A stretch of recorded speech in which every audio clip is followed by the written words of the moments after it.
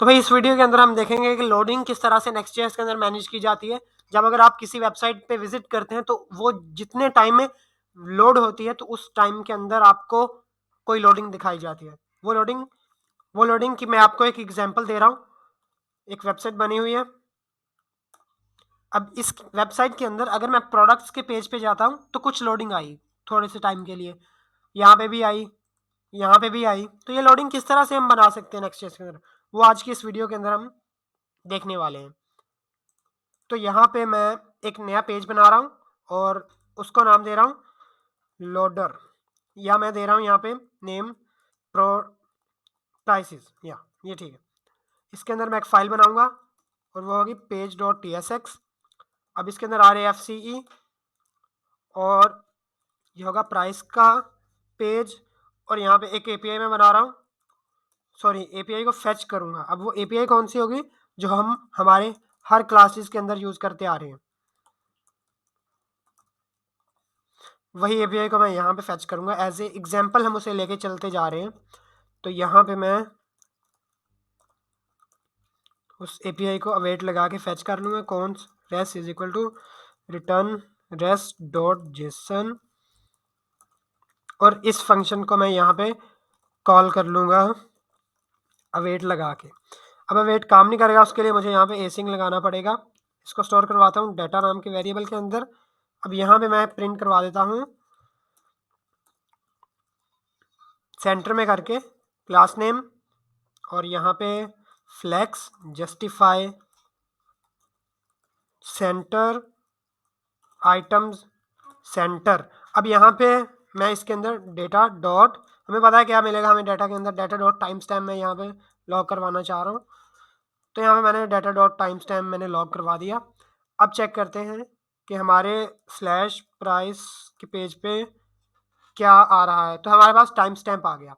अब ये कुछ टाइम लोड होता है, जब तक लोड होता है उतनी देर तक हमारा पेज रिफ्रेश होता है। एक काम करता हूँ मैं यहाँ पे कैश नो स्टोर। अब जितनी टाइम लोडिंग होती है, जाहिर बात है ये API फैच होती है तो कुछ ना कुछ टाइम तो लगेगा इसको फैच करने में। और जितने टाइम ये फैच होगी उतने टाइम क्या होगा कि मैं यहाँ पे एक फाइल बनाऊंगा, वो होगी loading.tsx की। अब उतने टाइम ये वाली फाइल लोड हो जाएगी जितनी टाइम वो API फैच हो रही है। तो यहाँ पे मैं अपनी लोडिंग की स्केलेटन बना सकता हूँ। अब वो भी आपको नहीं बनाने, वो आप बने बनाए लें। यहाँ पे एक चीज़ है रिएक्ट लोडिंग स्केलेटन, एक पैकेज है Node.js का npm का। इस पैकेज को आपको इंस्टॉल करना है, सिर्फ simply go into your terminal and install it. Copy नहीं हुआ। और इसे इंस्टॉल करने के बाद इसकी इंस्ट्रक्शन लिखी हुई है कि आपको इस तरह से इसे यूज़ करना है। तो यहाँ पे मैं लोडिंग के अंदर लिख लेता हूँ इसे। अब यूज़ कैसे करना है कि मैं सेम स्टाइलिंग लेके आ रहा हूँ इस पेज से यहाँ पे, और इसके अंदर जो है कुछ भी नहीं आएगा। यहाँ पे जो है एक डिव आ जाएगी सेल्फ क्लोजिंग। अब ये जो हमने स्केलेटन को इंपोर्ट किया है इसको मैं यहाँ पे लगा दूंगा सिंपल। अब यहाँ पे मैं विड्थ दे सकता हूँ इसे 100, हाइट दे सकता हूँ इसे, या जो मैं चाहूँ वो दे सकता हूँ यहाँ पे। तो चेक करते हैं हमारी लोडिंग आई।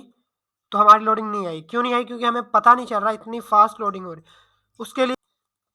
तो यहाँ पे मैं कस्टम लोडिंग बनाऊंगा। अवेट लगाऊंगा यहाँ पे, और न्यू प्रॉमिस डॉट, सॉरी इसके अंदर सेट टाइम आउट का फंक्शन होगा, और इस फंक्शन के अंदर 5 सेकंड का टाइम लगेगा। अब यहाँ पे ये जो रिटर्न करेगा वो होगा रेस, यहाँ से रेस। अब ये 5 सेकंड लेगा, उसके बाद ही लोड होगा। अब देखते हैं कि हमारी लोडिंग आई। तो ये देखें हमारी लोडिंग आ रही है, 5 सेकंड तक लोडिंग आएगी और चली गई।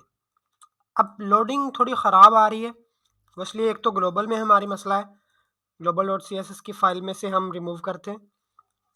और इसके बाद तो ये लोडिंग आ गई।